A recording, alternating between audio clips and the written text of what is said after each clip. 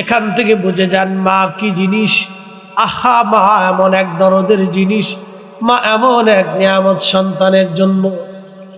25 বছর ধরে মা আপনাকে 3 বেলা রান্না করে খাওয়াইছে, বিনিময় 25 দিনও আপনি মা রান্না করে দেন নাই। আপনার স্ত্রী খিটখিট খিটখিট করে বুড়া মানুষ খাবার চায়, বিবিকে একটা শব্দ বলবেন, বিবি রে আমি এই মায়ের জন্য দুনিয়ার চেহারা দেখেছি, আমি আমার এই মায়ের জন্য পৃথিবীর মুখ দেখেছি, এত বড় হয়েছি, আমি আমার মায়ের জন্যই আজ তোমার জন্য তৈরি হয়েছি। বিবি রে ভালো যদি লাগে থাকো, না লাগলে চলে যেতে পারো, তালাক নিয়ে চলে যাও, আপত্তি হবে না, কিন্তু মার খেদমত থেকে আমি জুদা হব না। কথা বলেন ঠিক কিনা?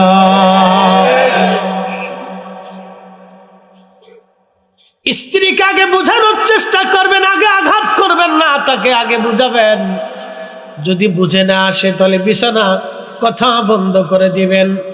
যদি তাতেও বুঝে না আসে বিছানা আলাদা করে দিবেন। যদি তাতেও আপনার স্ত্রী বুঝ না আসে তাহলে মুরব্বীদেরকে ডেকে তালাক নিয়ে আলাদা জুদা করে দিবেন।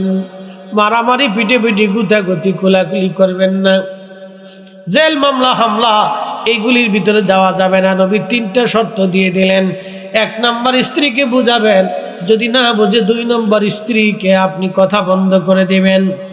স্ত্রী কথা বন্ধ করার পরে যদি হুঁশ না আসে তাহলে বিছানা আলাদা করে দিবেন। বিছানা আলাদা করার পরও যদি স্ত্রী আপনার হুঁশ না আসে তাহলে মুরব্বীদেরকে ডেকে এনে আলাদা করে জুদা নিয়ে তালাক মেরে দিবেন। চামড়া দেখে স্ত্রীর পিছনে দৌড়ায় কোনো লাভ হবে না। এমন স্ত্রী ঘরের মধ্যে থাকলে সুখ হবে না। সুখ পাখি ধরা দেবে না, সুখ পাখি ধরা দেবে না। কথা বলুন ঠিক কিনা? ওগো মা তুমি এ ধরনের শ্রেষ্ঠ নিয়ামত, তোমারই পদ তলে রয়েছে জান্নাত, তোমারই পদ তলে রয়েছে জান্নাত। নবীজি বললেন, হরিণ তুমি কি আবার ফিরে আসবে? বলে, হ্যাঁ ইয়া রাসূলুল্লাহ, আমি ওয়াদা করলাম আমি আবার ফিরে আসবো আমার বাচ্চাদেরকে দুধ পান করাই। হরিণকে নবী বাঁধন ছেড়ে দিলেন। হরিণ চলে গেল। নবীজি পাশে বসে আছে। হরিণের মালিক এসে দেখে হরিণ নাই, সালাম দিলেন, ইয়া রাসূলুল্লাহ এখানে হরিণ ছিল, তুমি কি হরিণ ধরে আনছো নি? বলে, হ্যাঁ ইয়া রাসূলুল্লাহ আমি হরিণ ধরে আনছি। আমি তোমার হরিণের বাঁধন ছেড়ে দিয়েছি, তার 2টা বাচ্চা আছে, এই 2টা বাচ্চার এসে দুধ পান করাবে, এই 2টা বাচ্চারে দুধ পান করাবে, সেই জন্য আমার কাছ থেকে সে চলে গেছে, আবার ফিরে আসবে। বলে, হুজুর একটা প্রাণী চলে গেলে কি আর কোনোদিন ফিরে আসে? বলে, তুমি অপেক্ষা করো, হরিণ আবার আসবে, আমার সাথে কথা দিয়েছে। আসতে হয়ে গেল না? জোরে বলে। আরে মানুষ বেঈমানি করে কিন্তু প্রাণী বেঈমানি করে না, প্রাণী বেঈমানি করে না। আজ পর্যন্ত দেখেন না কোনো বিড়াল আপনার বেঈমানি করেছে, কুকুর বেঈমানি করেছে, গরু বেঈমানি করেছে। আপনি দুধ দহন করেন, তারে খাওয়ান, আপনি দুধ দহন করেন, বাচ্চাটা বেঁধে রেখে দেয় মালিক, দেখবেন বাচ্চাটা দৌড়ায় দৌড়ায় ছোটাছুটি করে, মা তারা ডাক দেখায়, বাচ্চারে দাঁড়া, আমি মা তোর মা হতে পারি, কিন্তু আমার মালিক আমারে খাওয়ায়, আমার মালিক আমারে ঘুম পাড়ায়, আমার মালিক আমারে সেবা যত্ন করে, আমার দুধ মালিকের হক আছে রে বেটা, তুই আমার মালিক আগে দুধ নিবে তারপরে তুই খাবি, এটা আল্লাহর আইন। দেখবেন গরু লাথি দেয় না আপনাকে, যদি আপনি আল্লাহর আইন যদি না থাকতো তাহলে গরু আপনাকে লাথিয়ে পিটিয়ে গুতাইয়া আপনারা সারিয়া দিয়ে তারপরে গরু চলে যাইতো। গরু আল্লাহর আইন আপনারা দুধ দেয়। যদি এতই দুধ আপনার দরকার হয় তাহলে বাঘের দুধ দোয়াই দেখেন কেমন লাগে। গরুর দুধ না দোয়ায় বাঘের দুধ দোয়াইতে যান তো বুঝবেন যে দুধ কারেক্ট হয়। বাটাম চালেন দিতে পেরেছেন, কারণ বাঘের আল্লাহর আইনে আপনার বরাদ্দের দুধ নাই, আল্লাহ গরুর দুধ আপনার জন্য বরাদ্দ করে দিয়েছে, এই জন্য তাকে আপনার আয়াত্তাধীন করে দিয়েছে। কথা কোন ঠিক কিনা? আল্লাহ আয়াত্ত না দিলে আপনি পারতেন না, এটা আল্লাহর আইন। দেশে শিয়াল আছে না, ধরে এনে ওরা প্রত্যেকদিন সকালবেলা মুরগি খাওয়াবেন, দুপুরে গরু খাবেন, রাত্রে খাসি খাওয়াবেন। ও মুরগি চুরি করে পালাবে, কারণ আল্লাহ আইন করে দিছে শিয়াল তুই যত মুরগি আছে চুরি করে খা, তোর জন্য হালাল। মুরগির লেগে শিয়ালের লেগে মুরগি হালাল। বিড়ালটা আল্লাহ দিছে, বিড়াল তুই তোর মালিকের বাড়ি ভাড়া দিবি, ইঁদুর ঢুকতে দিবি না।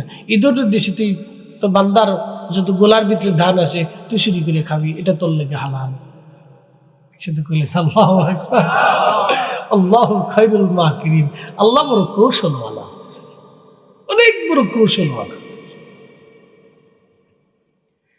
আল্লাহ অনেক বড় কৌশলওয়ালা, আল্লাহু খায়রুল মাকিরিন, অনেক বড় কৌশলওয়ালা। আল্লাহ বিড়াল দিছে, বিড়াল ইঁদুর দাবড়াবি, বাড়ির মালিকের বাড়ি পাহারা দিবি।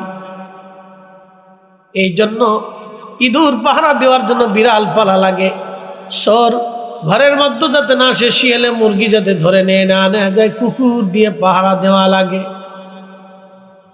বন্ধু খুব মনোযোগ দিবেন। হরিণ এসে বলল, হুজুর আমি চলে যাচ্ছি, আবার ফিরে আসবো। মালিক কয়, হুজুর বলেন কি, হরিণ কি আর কখনো ফিরে আসবে? বলে দাঁড়াও, আসবে, সে আমার সাথে ওয়াদা করছে। দেখে কিছু সময় পরে হরিণ আসে। হরিণ শুধু একা আসে না, সাথে দুইটা বাচ্চা দৌড়ায় আসছে। বাচ্চা নিয়ে এসে হরিণ নবীজির সামনে দাঁড়ায় সালাম দিল, আসসালাতু আসসালামু আলাইকা ইয়া রাসূলুল্লাহ। একবার জোরে বলা যাবে কি মারহাবা? সালাম দিছে হরিণ। হুজুর আমি আমার ওয়াদা পালন করেছি, আমি এসেছি ইয়া রাসূলুল্লাহ, আপনি রশিতে আমার বাঁধন আবার জোড়াইয়া দেন। নবী গো, আমার সাথে দুইটা বাচ্চাও চলে আসছে, ওদের দুধ পান করাইছি, ওরাও আমার সাথে চলে আসছে। নবীজির কাছে বড় দয়া লাগলো। মালিক রে, দেখছো হরিণ তার বাচ্চা নিয়ে আবার ফিরে আসছে, তোমার কি দয়া হয় না গো? ছেড়ে কি দিতে পারো না? মুক্ত করে দাও। মালিকেরও মনে মায়া লাগলো, বলি ইয়া রাসূলুল্লাহ, হরিণ আপনার সাথে ওয়াদা পালন করেছে, প্রিয় নবী আমি হরিণকে মুক্ত করে দিলাম। হরিণকে নবী বলেন, হরিণ চলে যাও তোমার বাচ্চা নিয়ে, তোমাকে মুক্ত করে দেওয়া হলো। হরিণ সালাম দিয়ে খুশি মনে বাচ্চা নিয়ে, হরিণ আনন্দ চিত্তে লাফায় লাফায় বাচ্চা নিয়ে জঙ্গলের মধ্যে চলে গেল। তিনি আমাদের নবী রাহমাতুল লিল আলামিন। একবার জোরে বলা যাবে কি ইয়া রাসূলুল্লাহ? ওরে রাহমাতুল লিল আলামিন, আপনি উম্মতের জাবিন, গুনাহগারের অতি আপনজন, আল্লাহর নবী, নূরের নবীও আপনি, নবী আমার জীবনের জীবন। এ মুসলমান, বুদ্ধিমন্ত পরমাসী মৌলভী বাজারের মুসলমান, মনোযোগ দিয়ে কথাগুলি শুনবেন। আজ হযরত সুলাইমান আলাইহিস সালাম মাখলুক দোয়া করে বৃষ্টি হয়ে গেল। হযরত মূসা আলাইহিস সালাম তুর পাহাড়ে যা আল্লাহর সাথে কালাম করার জন্য একদল হাঁস সামনে দাঁড়ায় গেল। হুজুর বৃষ্টির বড় অভাবে কষ্ট হচ্ছে, বহুদিন পানি হয় না গো মূসা কালিমুল্লাহ, আল্লাহকে বলেন যাতে আল্লাহ বৃষ্টি দিয়ে দেয়। হযরত মূসা কালিমুল্লাহ রওনা করলেন। ঠিক আছে হাঁস, তোমাদের আবেদন আল্লাহর কাছে জানাবো, দেখি আমার রব কি ফরমান দেয়। মূসা কালিমুল্লাহ চলে গেলেন তুর পাহাড়ে। ৩৫০০ সিঁড়ি পেরিয়ে মূসা আলাইহিস সালাম তুর পাহাড়ের মাথায় উঠতেন। ৩৫০০ সিঁড়ি, একসাথে বলবেন না মারহাবা? ৩৫০০ সিঁড়ি পেরিয়ে মূসা নবী তুর পাহাড়ের চূড়ায় উঠে আল্লাহর সাথে কালাম করলেন। বললেন, ইয়া রব, কিছু হাঁস তোমার মাখলুক বৃষ্টির আবদার করেছে, আল্লাহ যদি পারেন দয়া করেন। আমার আল্লাহ বললেন, মূসা রে, আমি আল্লাহর বাজেটে আগামী 1 মাসের জন্য মিশরের জমিনে বৃষ্টি কোনো বাজেট নাই। ওই আমার দিকে তাকা, এই যে সামনে বারাত আসতেছে, লাইলাতুল বারাত, এই বারাতের রাত্রিবেলা কারো ভাগ্য পরিবর্তন হবে, কারো হায়াত শেষ হয়ে যাবে, কারো সন্তান আসবে, কারো সন্তান মরে যাবে। এই রাত্রিবেলা আমার রব, আমার আল্লাহ বারাতের রাত্রি আমার আল্লাহ লিপিবদ্ধ করেন, আর কদরের রাত্রিবেলা দায়িত্বপ্রাপ্ত ফেরেশতাদের হাতে বর্তানো হয়। এটা অনুমোদন বিল পাস হয় কদরের রাত্রে, আর পার্লামেন্টের আলোচনা হয় বরাতের রাত্রে, আর অনুমতি হয় কদরের রাত্রে। তকদিরের লেখালেখি হয় বরাতের রাত্রে, আর অনুমতি হয় কদরের রাত্রে, বন্টন হয় কদরের রাত্রে। দুটো রাতই খুব গুরুত্বপূর্ণ। যারা বলবে এই রাত্রিবেলা ঘুমান, কোনো ইবাদত নেই, বুঝবেন ওটা শয়তান। হ্যাঁ, আসতে বলেন কেন, জোরে বলেন। এটা কি? শয়তান, শয়তান, শয়তান। ও শয়তান টুপি মাথায় দিয়ে শয়তানি করতে আসছে। আজাজিলে কয়, চাচা তুই থাকতে আমার কোনো আর চিন্তা নেই, তোর মতো এরকম দোস্ত আগে ছিল নাকি? এই 1400 বছর পরে তোরা কোথার থেকে আমদানি করলি? 1400 বছর ধরে মুসলমানরা এই রাত্রিবেলা ইবাদত করলো, তো আমার সাথে তোরা বড় শয়তান রে। আসতে বলেন, জোরে বলেন। তোরা আমার চেয়ে বড় শয়তান, তোরা যে কাজ করে দিলি টুপি মাথায় দিয়ে, আমি সারা জীবনে পারছি না সে কাজ। বাংলাদেশের কত মসজিদ যে তালা মারা হবে তার হিসাব নাই। আরে আল্লাহর ঘর মসজিদ যদি বরাতের রাত্রে তালা মারা হয়, সেই তালা ভেঙে দাও, ওই কমিটি জুতা দিয়ে বাইরে মসজিদ থেকে তাড়ায় দাও। নাফরমান বেদাতের দোহায় অসংখ্য মুসলমানের ঈমানকে নষ্ট করতেছে। বেদাতের দোহাই দিয়ে এই রাত্রের ক্ষমা থেকে অসংখ্য মুসলমানকে মাহরুম করতেছে, বেদাতের দোহাই দিয়া। শয়তানের চিন্তা করে, বাপ কত বড় সিটার, 9 লক্ষ বছর খোদার ইবাদত করছি, সিটারি করি নেই, আর 60 বছরের জিন্দিগি পেয়ে কত বড় সিটারি শুরু করছে। ওরা আমার ফেল করে ফেলছে। এই রাত্রের ফজিলত নিয়ে 13টা হাদিস আসছে, জয়ীফ, সহি, হাসান দিয়ে 13টা হাদিস। একসাথে বলবেন না মারহাবা? 13 জন সাহাবী থেকে হাদিস বর্ণিত হয়েছে। 13 জন সাহাবী কি মিথ্যা বলতে পারে ভাই? একসাথে বলবেন, কথা বলেন, জোরে বলেন। 13 জন সাহাবী একটা রাতের মর্যাদা নিয়ে বক্তব্য দিল। শয়তানের দল 1450 বছর পরে এসে বেদাতের দোহাই দিয়ে মসজিদ তালা মারি থুয়ে দিছে। তালা ভেঙে দাও, আর ও কমিটি জুতা দিয়ে বাইরে মসজিদ থেকে তাড়াই দাও। আসতে বলেন কেন, জোরে বলেন। ওরা আজ পর্যন্ত একটা প্রতিতালার তালা লাগাইতে পারে নাই, একটা এনজিওর দোকানে তালা মারতে পারে নাই। ওরা খোদার ঘর মসজিদে বরাতের রাত্রে তালা মারে। শয়তান, কথা বলেন ঠিক কিনা? ওরা আল্লাহ মসজিদ তালা দেওয়ার জন্য টেন্ডারই দেয় নাই। এই টেন্ডারে আল্লাহ ওকে দেয় নাই।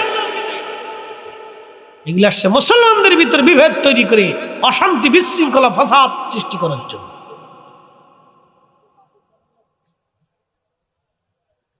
কষ্ট হচ্ছে নি আপনার? ওই তো আর ওই তো 1 ঘন্টা হয়ে গেছে, কিন্তু সারা রাত ওই তো নি। তাহাজ্জুদের সময় চলে আপনি কখনো যদি কোন ওই তো আল্লাহু আকবার, আল্লাহু আকবার, ওয়ালিল্লাহিল হামদু, বিসমিল্লাহির রাহমানির রাহিম।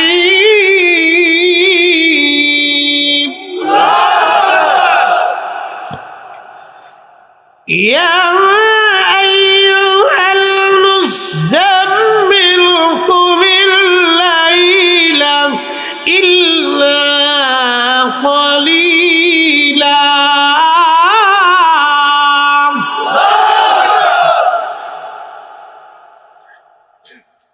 তাহাজ্জুদের সময় খুবই মনোযোগের সাথে কথাগুলি শুনবেন। আল্লাহ কোরআনে বললেন, ফামাইয়ামাল মিসকালা যাররাতিন খায়রান ইয়ারা ওয়া মাইয়ামাল মিসকালা যাররাতিন শাররান ইয়ারা। এ মানব জাতি, আমার ইমানদার, সামান্য পরিমাণ অনুপরিমাণ নেকের কাজ যদি করো তারও বেনিফিট পেয়ে যাবা, অনুপরিমাণ গুনার কাজ যদি করো তার প্রতিদান পেয়ে যাবা। গুনার কাজ যত ছোট হোক করব না, নেকের কাজ যত ছোট হোক ছাড়ব না। লাইলাতুল বরাতের রাত্রিবেলা নেক করলে আল্লাহ এই নেকের প্রতিদান দিয়ে দেবে। অতএব বরাতের রাত্রের বরকত আমরা মাহরুম হব না। কথা বলেন না কেন, ঠিক কিনা? তবে এই বরাতের রাত্রে পটকা ফুটাবো না, এই বরাতের রাত্রে আমরা পটকা ফুটাবো না, এই বরাতের রাত্রে গল্প গুজব আড্ডা দেব না। আল্লাহ বলেন সবাইরে মাফ করে দেয়, নবী বললেন সবার ক্ষমা হয়, শুধু মুশরিকের ক্ষমা হয় না, মুশাহিন হিংসুটা যারা তাদের ক্ষমা হয় না। হিংসুটা হিংসুটা হিংসা হিংসা হিংসা হিংসা হিংসা বলে হিংসা কি? একজনের ভালো আর একজনে দেখতে পারে না। একজন ওই যে দোকানদার চিন্তা করলো ওর দোকান হইলে আমার বেচা কিনা হয় না, একজন অটো ড্রাইভার চিন্তা করলো ওর অটো হইলে আমার ভাড়া কম হয়, একজন সিএনজিওয়ালা বলল ও আসলে আমার প্যাসেঞ্জার কমে যায়। এইভাবে যারা হিংসা করে আল্লাহ রসুল বললেন তাদেরকে আল্লাহ ক্ষমা করে না। বেশি পরিমাণে হলো আমাদের দেশের বেডিরা, বেশি পরিমাণে আমাদের দেশের মহিলারা হলো বিরাট বড় হিংসুটা, বিরাট বড় হিংসুটা। কথা কন না কেন?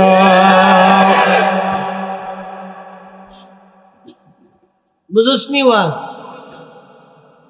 বেটিরা হিংসুটে বেশি, শিখে যা। মহিলারা হিংসুটে বেশি। বলে কেমন? একটু চামচ লইয়া অদূর ডিম লইয়া সামান্য জিনিস নিয়ে হিংসা করে, ঝগড়া করে, বিবাদ বাঁধায়। হিংসুটে হিংসা, এই হিংসার কারণে আল্লাহ তাকে মাফ করে না। আল্লাহ এই রাত্রে সবাইকে মাফ করে দেয়, মুশরিক এবং হিংসুটিকে আল্লাহ মাফ করে না। এবং যারা নেশা করে আল্লাহ তারও মাফ করে না। যদি তওবা করে তাহলে মাফ করবে। নেশা করে আল্লাহ মাফ করে না। যারা গাঁজা খায়, বাবা খায়, ইয়াবা খায়, হিরিঞ্চি খায়, মদ খায়, এদেরকে আল্লাহ মাফ করে না। তবে যদি তওবা করে তো মাফ হবে। কষ্ট হচ্ছে আপনাদের? একসাথে বলি না আল্লাহু আকবার। এই রাতের ইবাদত চলবে কি চলবে না? হবে কি হবে না? আল্লাহর নবী যা বলছে আমরা তাই মানি। কথা বলেন ঠিক কি না? কোনো মৌলবীর ফতোয়ার দিকে তাকানোর সুযোগ আমাদের। আল্লাহ বলছেন বেনিফিট দিবে তো এই রাতেও দিবে, রাতের পরের রাতেও দিবে। কথা ঠিক আছে না? সারা রাতে, সারা জিন্দেগি, সারা জীবন তাহাজ্জুদের নামাজে দাঁড়ায় গেলে এই রাতেও ফজিলত আল্লাহ দিয়ে দিবে।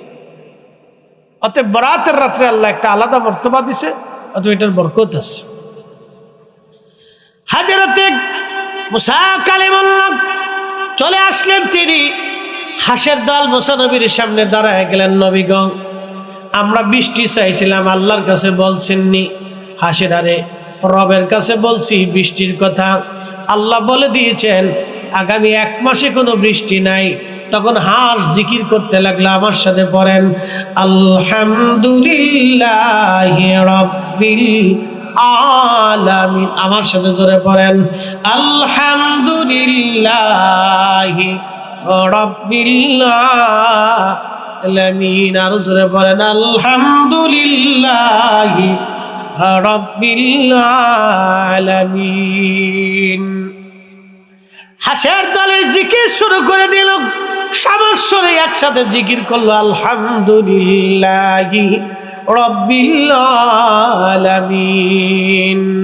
কিছু সময় পরে মুসা নবী বাড়ি যাওয়ার সময় দেখে রে আল্লাহর আকাশ জুড়ে কালো মেঘ জমে গেল। হঠাৎ করে গুরুম করে আওয়াজ দিল আর অজর দ্বারা বৃষ্টি শুরু হয়ে গেল।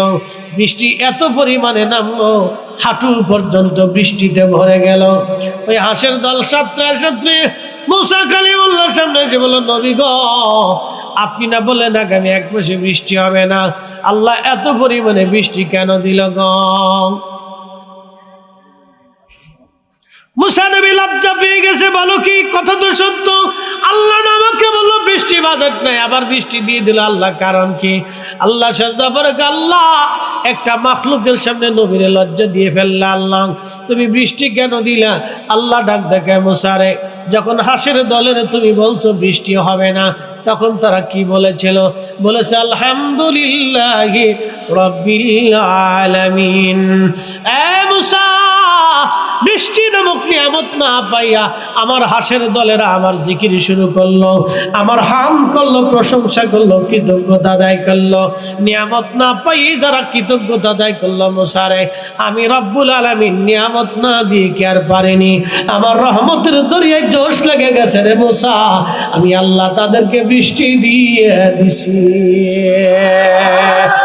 একসাথে বলেন আল্লাহু আকবার। এই সমস্ত কাজে প্রশংসা হবে কার? শুকরিয়া হবে কার? জোরে বলেন কার? আল্লাহর। আল্লাহর আল্লাহর শুকরিয়া করবেন, নিয়ামত বেড়ে যাবে। লাইন শাকারতুম লাযীদান্নাকুম ওয়া লাইন কাফারতুম ইন্না আযাবি লাশাদীদ। আল্লাহ বললেন, আরে বান্দা, আমি মালিকের শুকর আদায় করো, নাফরমানি তুমি করিও না। শুকর যদি আদায় করো নিয়ামত বাড়ায় দেব, আর কফর যদি করো আমি আল্লাহ তোমাদের শক্ত শাস্তি দেব। ফাদকুরুনি আযকুরুকুম ওয়াশকুরুলি ওয়ালা তাকফুরুন। একবার জোরে বলা যাবে কি আল্লাহু আকবার? জিকির হবে কার? আল্লাহ ডাক দিয়ে বলেন, বান্দা আমাকে স্মরণ করো, আমি আল্লাহ তোমাকে স্মরণ করবো। শুধু এখানে শেষ না বান্দা, আমার কৃতজ্ঞতা আদায় করো, নাফরমানি করিও না। আমার শুকর আদায় করো, অকৃতজ্ঞ হইও না। হাইয়া আলাস সালাহ বলার পরে নামাজে দাঁড়ানোই হলো কৃতজ্ঞতা। মাহে রমজানে রোজা রাখার নামই হলো কৃতজ্ঞতা। এই শোনেন, বসেন বসেন বসেন, বসে যান, বসেন, শুনে যান। সামনে রোজা আসতেছে। কি আসতেছে? একটা রোজা চলে গেলে জীবনে আর এই রোজা ফিরে পাবেন? রমজান আসতেছে। এই শুনে যান, রমজান, এই রমজানের জন্য কত মানুষ কান্নাকাটি করে, আল্লাহ রমজান না রাখে, রোজা না রাখে কবর দিও না। রমজান আসতেছে, শুনে যান। আমার আগে ওলামা ইকরাম হয়তো ফজিলত নিয়ে আলোচনা করছে, আমি ছোট্ট একটা ফজিলত আপনাকে শোনাবো। অ্যাটেনশন, মনোযোগ দেন। মায়ের পেট থেকে সন্তান পৃথিবীতে আসে না, তার কি কোনো গুনাহ থাকে? একবারে নিষ্পাপ না? মাহে রমজানে কেউ যদি ঈমান ও ইহতিসাবের সাথে রোজা রাখে এবং তারাবির নামাজ আদায় করে, আল্লাহ নবী বললেন, ও আমার উম্মাহ, মাহে রমজান শেষ হওয়ার আগে আল্লাহ একবারে শব্দ ভূমিষ্ঠ হওয়া একজন সন্তানের মতো নিষ্পাপ আল্লাহ বানায় দেয়। নবী বললেন, উম্মত রে, তোমরা মাহে রমজানে তোমার রোজা, যদি তোমার রোজাদার ভাইকে তুমি পেট পুড়ে আহার করাও, তাহলে আল্লাহ তোমাকে হাউজে কাউসারের পানি পান করাবে। কোন পানি? জোরে বলেন। ইন্না আ'তাইনাকাল কাউসার। এ বুদ্ধিমন্তপুরবাসী, হাউজে কাউসারের পানি পান করাবে আল্লাহ যদি রোজাদারকে আপনি পেট ভরে খাবার খাওয়ান, ইফতার করান। খাওয়াবেন, বেশি বেশি খাওয়াবেন রোজাদাররে। আমার দেশের বহু ধনী মাহে রমজান আসার পরে ওই যে ওমরা করার জন্য মক্কায় চলে যায়, মিনিমাম 1.5 থেকে 2 লক্ষ হাজি যাবে এবছর। আচ্ছা, কি মনে হয় গরিব মানুষ যায়? জোরে বলেন, গরিব মানুষ যায়? যায় না, ধনীরাই যায়। কত ধনী মাহে রমজান আসার পরে মক্কা মদিনায় যাবে, মক্কা শরীফে যায় ইতিকাফ করে। বহু হাজি আছে ইতিকাফে বসে, বিরাট বড় নেকির আসে ইতিকাফে বসে। বাড়ির পাশে গ্রামে কত দরিদ্র মানুষ ক্ষুধার্ত থাকে, ভালো ইফতার পায় না। বহু মসজিদে বাংলাদেশে শুধু খিচুড়ি দিয়ে ইফতার হয়। যারা বলেন শুধু খিচুড়ি আর লেটকা খেজুর, লেটকা খেজুর, লেটকা খেজুর চিনছেন আপনি? একবারে 3 নম্বরও খেজুর না, এটা যত 36 নম্বর খেজুর, এই নাম্বার সারা খেজুর একবার লেটকা খেজুর। সবচেয়ে কম দামি খেজুরটা দিয়ে ইফতার করে। একটু সামান্য শরবত হয়, আর খিচুড়ি হয়, কটা মুড়ি হয়, আর কটা ছোলা দিয়ে কোনো রকম ইফতার। আমাদের দেশে বহু মসজিদ হয়, বাংলাদেশে হাজার হাজার। বিশ্বাস না করলে আমার সাথে চলেন, উত্তরবঙ্গে আপনাকে দেখাবো। অথচ আমার দেশের মিনিমাম 1 লক্ষ হাজি কাবা যাবে, 1 লক্ষ হাজি কাবা যাবে এবছরে, 1 লক্ষ। এই 1 লক্ষ হাজি হেরেবে যাইয়া ইতিকাফ করিয়া মক্কা মদিনার থেকে কাটাইয়া মিনিমাম 2 লক্ষ টাকা করে খরচা করবে। কত লক্ষ টাকা খরচা হলো, কত শত কোটি টাকা গেল। এই শত কোটি টাকা অর্ধেক টাকাও যদি আমাদের দেশের গরিব মানুষের ইফতারের জন্য বরাদ্দ হতো, তাহলে আমার দেশের বহু ক্ষুধার্তের জীবনে উপকার হতো। তা দেবে না। বল হুজুর আপনি দেন, হ্যাঁ আমি নিজে দিই। এই আমল আমি নিজে আগে করি, এরপরে ওয়াজ করি। আমি কোনো আমল নিজে না করে কোনো আমল ওয়াজ করি না। আমার আদত হচ্ছে এটা, আমি যে আমল করি সেটার উপর ওয়াজ করি। প্রিয় উপস্থিতি হাজিরিন, কথাগুলি শুনে রাখবেন বাবাজি। হাজার হাজার ধনী বাংলাদেশে মাহে রমজানে ইফতার কর, মাহে রমজানে মক্কা মদিনায় দৌড়ায় বহু হাজি, কিন্তু গ্রামের মানুষদেরকে তারা খাওয়ায় না, ইফতার দেয় না। কত গরিব মানুষ। আহা বাবাজি আমার, আল্লাহ নবী বলেন উম্মত রে, তুমি যদি তোমার রোজাদার ভাইকে পেট ভরে খাওয়াও, কিয়ামতের ময়দানে আমি তোমারে হাউজে কাউসারের পানি পান করাবো। একবার জোরে বলেন আল্লাহু আকবার। জোরে বলেন আল্লাহু আকবার। হাউজে কাউসারের পানি তোমারে পান করাবো। ওই হাউজে কাউসারের পানি আল্লাহ বলেন ইন্না আতাইনা কাল কাউসার। নবী গো, কাউসার আপনাকে দিয়ে দিলাম। কাউসার কি? সাহাবীরা বলেন হুজুর হাউজে কাউসার কি? বলে কাউসার হলো জান্নাতের একটা নদী, নদীর নিচ দিয়ে থাকবে জহরত মণিমুক্তা দিয়ে বানানো। নদীর পানি হবে মিষ্কের চাইতে গ্রান, দুধের চাইতে সাদা, মধুর চাইতে মিষ্টি। আরে নদীর 2 ধারে থাকবে স্বর্ণ দিয়ে নির্মাণ করা, পান পেয়ালা জমরত মণিমুক্তা দিয়ে বানানো থাকবে। আকাশের যত নক্ষত্র হবে, পান পেয়ালা পেয়াগুলি তত নক্ষত্র সমতুল্য হবে।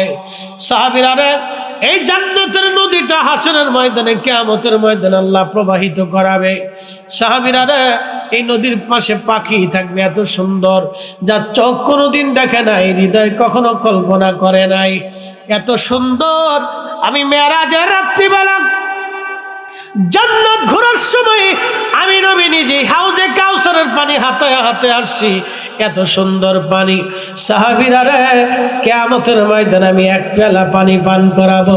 বেহেশতে যাওয়ার আগ পর্যন্ত আমার উম্মতের আর কখনো পিপাসা লাগবে না, লাগবে না, লাগবে না, লাগবে না। এই হাউজে কাউসারের পানি যদি পান করতে চান, রোজাদাররে পেট ভরে খাওয়ান, রোজাদাররে পেট ভরে খাওয়ান। আমি এক চাচা হাজিরা বললাম, চাচা কত বছর মক্কায় আসলেন? বলে বাবারা 8 বার হইল। আমি বললাম কাকের 8টা বারে কত খরচ? বলে শাশুড়ি নিয়ে 20 লক্ষ খরচা হয়ে গেছে। আমি বললাম কাকা বাড়ির পাশে কি সদর হসপিটাল নাই? কয়ে আছে। আমি বললাম কত মা টাকার অভাবে ওষুধ কিনতে পারে না, কত মা টাকার অভাবে ডাক্তার দেখাইতে পারে না, কত বাবা টাকার অভাবে রমজান মাসে খাইতে পারে না, কত বাবা টাকার অভাবে ইফতার ভালো করতে পারে না। ও বাবারে, আল্লাহ পাওয়ার জন্য মক্কা মদিনায় বারবার আসলেন গো বাবা, আল্লাহ পাওয়ার জন্য মক্কা মদিনায় বারবার আসছেন। আমি বললাম বাড়ির পাশের অসুস্থ লোকদের যদি চিকিৎসা করাইতেন, গরিব মানুষের ঘরে যদি খাবার পাঠাইতেন, আল্লাহ খোঁজার জন্য মক্কা মদিনায় আসা লাগতো না, আল্লাহ আপনি ঘরের ভিতরে থেকে পেয়ে যাইতে। খালি আমাদের দেশে উল্টে কাজ, আসল কাজে নাই, খালি নকল কাজে ব্যস্ত সব, আসল কাজে নেই।